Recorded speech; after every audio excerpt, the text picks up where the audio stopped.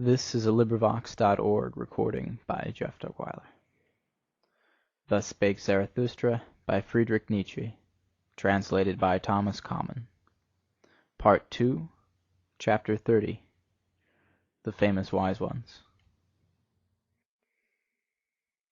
The people have ye served, and the people's superstition, not the truth, all ye famous wise ones, and just on that account did they pay you reverence. And on that account also did they tolerate your unbelief, because it was a pleasantry and a bypath for the people. Thus doth the master give free scope to his slaves, and even enjoyeth their presumptuousness. But he who is hated by the people, as the wolf by the dogs, is the free spirit, the enemy of fetters, the non-adorer, the dweller in the woods. To hunt him out of his lair, that was always called sense of right by the people. On him do they still hound their sharpest toothed dogs. For there the truth is, where the people are. Woe, woe to the seeking ones! Thus has it echoed through all time. Your people would ye justify in their reverence, that called ye will to truth, ye famous wise ones. And your heart hath always said to itself, From the people have I come, from thence came to me also the voice of God. Stiff-necked and artful like the ass have ye always been, as the advocates of the people. And many a powerful one, who wanted to run well with the people, hath harnessed in front of his horses a donkey, a famous wise man. And now, ye famous wise ones, I would have you finally throw off entirely the skin of the lion, the skin of the beast of prey, the speckled skin, and the dishevelled locks of the investigator, the searcher, and the conqueror. Ah, for me to learn to believe in your conscientiousness, ye would first have to break your venerating will. Conscientious, so call I him who goeth into God-forsaken wildernesses, and hath broken his venerating heart. In the yellow sands and burnt by the sun, he doubtless peereth thirstily at the isles rich in fountains, where life reposeth under shady trees. But his thirst doth not persuade him to become like those comfortable ones. For where there are oases, there are also idols. Hungry, fierce, lonesome, God-forsaken, so doth the lion will wish itself.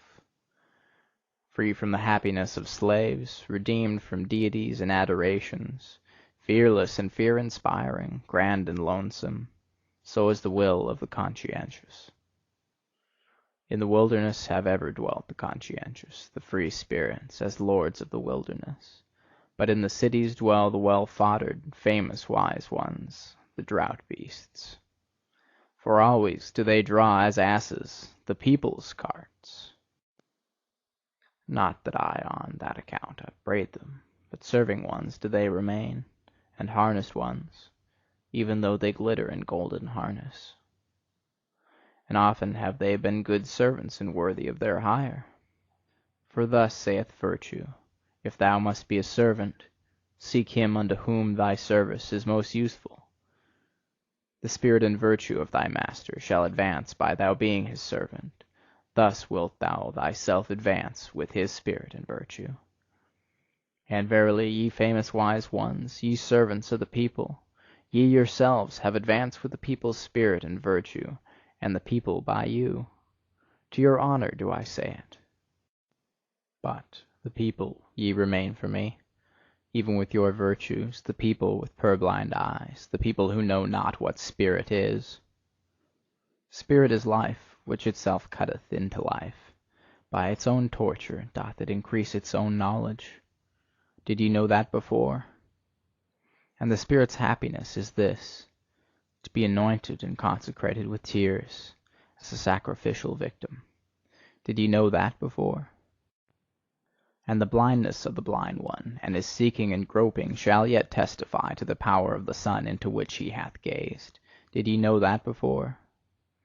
And with mountains shall the discerning one learn to build. It is a small thing for the spirit to remove mountains. Did ye know that before? Ye know only the sparks of the spirit, but ye do not see the anvil which it is, and the cruelty of its hammer. Verily, ye know not the spirit's pride, but still less could ye endure the spirit's humility, should it ever want to speak. And never yet could ye cast your spirit into a pit of snow. Ye are not hot enough for that.